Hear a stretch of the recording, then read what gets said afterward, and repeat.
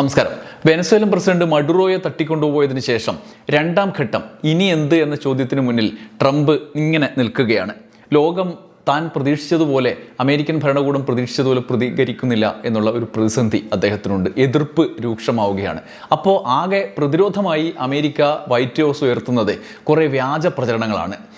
നമ്മുടെ നാട്ടിൽ പൊതുവെ രൂപപ്പെടുത്തി വരുന്ന ഒരു പുതിയ കാലത്തുള്ള പരിപാടിയാണല്ലോ ഒരു പ്രൊപ്പഗണ്ടയിലൂടെ കാര്യങ്ങളെ നേരിടുക എന്നുള്ളത്. നേരിട്ട് ആയുധമെടുക്കുന്നതിന് പകരം പ്രൊപ്പഗണ്ട മെഷീനറി പ്രവർത്തിപ്പിക്കുക എന്നുള്ളത്. അതിലേറ്റവും പ്രധാനം മഡുറോയ്ക്ക് ശേഷം അവിടെ ഡെൽസി റോഡ്രിഗസ് പ്രസിഡൻ്റായി സ്ഥാനമേറ്റതിന് ശേഷമുള്ള സാഹചര്യമാണ്. ആ രാജ്യം കീഴടങ്ങുകയാണ്. അവിടെ മറ്റു പല കാര്യങ്ങളും നടക്കുകയാണ്. വെല്ലുവിളികളൊക്കെ അവസാനിച്ചു.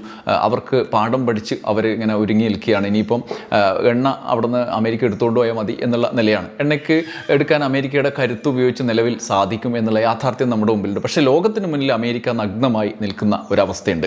അപ്പോഴാണ് യഥാർത്ഥത്തിൽ എന്താണ് വെനസ്വേലയുടെ നിലവിലെ നിലപാട് എന്നുള്ളതും നമ്മുടെ മുമ്പിലേക്ക് വരുന്നത്. വ്യാജ പ്രചരണങ്ങളിൽ ഏറ്റവും പ്രധാനം അവിടെ ഭയങ്കര ആഘോഷങ്ങളാണ് എന്നാണ്. എന്നാൽ ഏറ്റവും ഒടുവിൽ മഡുറോയുടെ മകൻ്റെ നേതൃത്വത്തിലടക്കം തെരുവിലിറങ്ങി വലിയ പ്രതിഷേധ പ്രകടനങ്ങൾ അവിടെ തെരുവുകളിൽ രൂപപ്പെടുന്നതിൻ്റെ ചിത്രങ്ങളടക്കം പുറത്തു വന്ന് തുടങ്ങിയിട്ടുണ്ട്.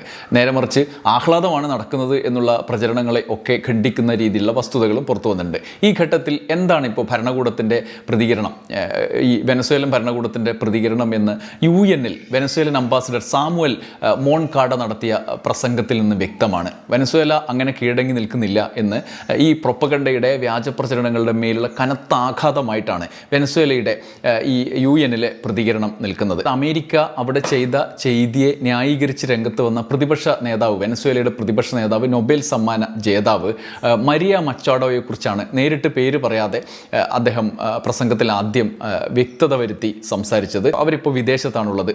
അവരുടെ ഈ നീക്കത്തിനെതിരായി അമേരിക്ക അവരെ മുൻനിർത്തിയാണല്ലോ ഓപ്പറേഷൻ നടത്തുന്നത്, പൊതുസമൂഹത്തിന് ലോകത്തിന് മുന്നിൽ അവതരിപ്പിക്കുന്നത്. അതിൽ വ്യക്തത വരുത്തിക്കൊണ്ടാണ് അദ്ദേഹം മോൺകാഡോ സംസാരിച്ചത്. പ്രസംഗം ഇങ്ങനെയാണ്. ഇന്നത്തെ പ്രസ്താവനയുടെ പ്രധാന ഭാഗത്തേക്ക് വരുന്നതിന് മുമ്പ് ഒരു വ്യക്തത ഞാൻ വരുത്തുകയാണ്. സിവിൽ സൊസൈറ്റി പ്രതിനിധിയായി സെക്യൂരിറ്റി കൗൺസിലിന് മുന്നിൽ അവതരിപ്പിക്കാൻ ശ്രമിക്കുന്ന വ്യക്തിയെക്കുറിച്ചാണ്, മരിയ മച്ചാഡോയെക്കുറിച്ചാണ്. ഞങ്ങൾ ആശങ്കയോടെയാണ് ഇത് കാണുന്നത്. വിദേശ ഗവൺമെൻറ്റുകളിൽ നിന്നും ട്രാൻസ്നാഷണൽ കോർപ്പറേഷനുകളിൽ നിന്നും വർഷങ്ങളായി തുടർച്ചയായി ധനസഹായം ലഭിക്കുന്നതും സ്വന്തം രാജ്യത്ത് രാഷ്ട്രീയ അസ്ഥിരത സൃഷ്ടിക്കാനും സ്ഥാപനങ്ങൾ തകർക്കാനും ശ്രമിച്ച ചരിത്രമുള്ളതുമായ ഒരു വ്യക്തിയാണ് അവർ. നേരത്തെ പറഞ്ഞില്ലേ, മച്ചാഡോ പല രീതിയിൽ നടത്തിയ ഇടപെടലുണ്ട്.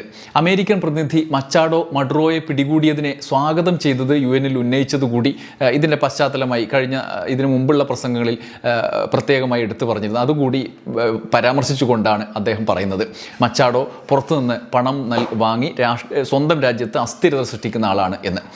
പിന്നീട് അദ്ദേഹം തുടരുകയാണ്. ഏറ്റുമുട്ടൽ നരേറ്റീവുകൾ ന്യായീകരിക്കാനോ ബലപ്രയോഗത്തെ സാധൂകരിക്കാനോ അന്താരാഷ്ട്ര നിയമലംഘനങ്ങളെ ചെറുതാക്കാനോ ഇത്തരമൊരു വ്യക്തിയെ ഉപകരണമായി ഉപയോഗിക്കുന്നത് ഈ കൗൺസിലിൻ്റെ ലക്ഷ്യങ്ങൾക്കോ ബഹുരാഷ്ട്രവാദത്തിൻ്റെ ശക്തിപ്പെടുത്തലിനോ ഒരു സംഭാവനയും നൽകുന്നില്ല. മറിച്ച് ചർച്ചകളുടെ വിശ്വാസ്യതയെ ഇല്ലാതാക്കുകയും അന്താരാഷ്ട്ര സമാധാന സുരക്ഷാ ഉത്തരവാദിത്തമുള്ള ഈ കൗൺസിലിൻ്റെ മാൻഡേറ്റിനെ വികൃതമാക്കുകയും ചെയ്യുകയാണ് അത് ചെയ്യുന്നത്. 2026 ജനുവരി 3 വെനസ്വേലയ്ക്ക് മാത്രമല്ല മുഴുവൻ അന്താരാഷ്ട്ര വ്യവസ്ഥയ്ക്കും ആഴമേറിയ ചരിത്രപരമായ പ്രാധാന്യമുള്ള ദിവസമാണ്. ആ ദിവസം അമേരിക്കൻ ഗവൺമെൻറ് നടത്തിയ നിയമവിരുദ്ധമായ സായുധാക്രമണത്തിന് ബൊളിവേറിയൻ റിപ്പബ്ലിക് ഓഫ് വെനസ്വേല ഇരയായി.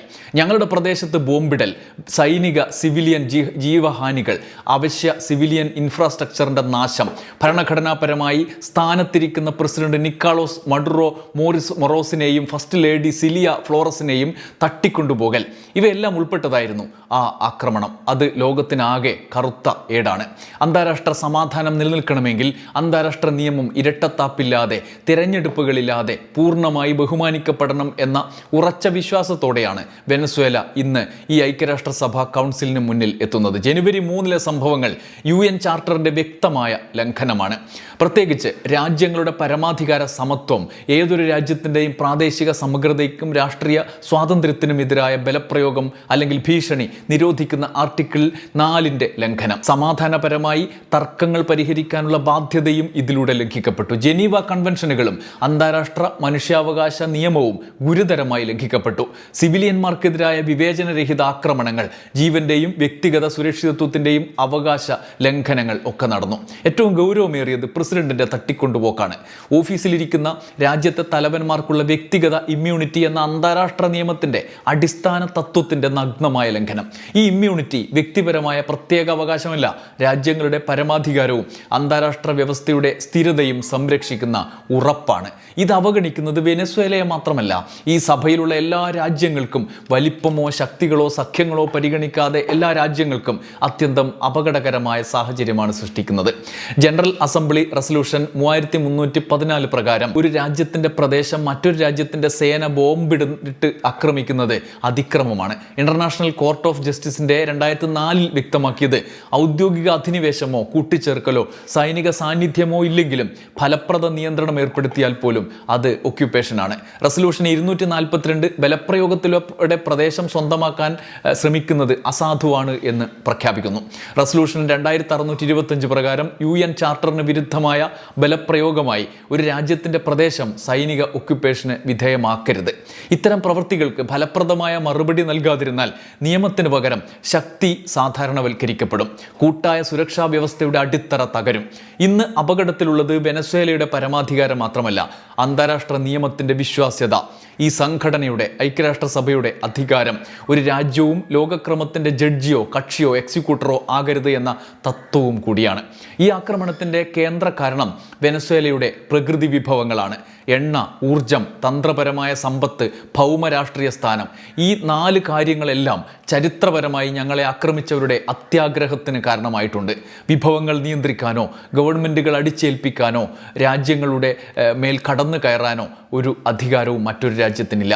വെനസ്വേലയുടെ UN അംബാസഡർ സാമുവൽ മോൺകാഡ ഇത്രയും സംസാരിച്ച് കഴിയുമ്പോൾ അമേരിക്കയുടെ പ്രതിനിധി സ്തംഭിച്ചു നിൽക്കുകയായിരുന്നു. ലോകത്തിന് മുന്നിൽ അവർ ഒരു പ്രൊപ്പഗണ്ട അടിച്ചുവിട്ടിട്ടുണ്ട്. അത് വെനസ്വേല മുഴുവൻ അരാജകത്വമാണ്.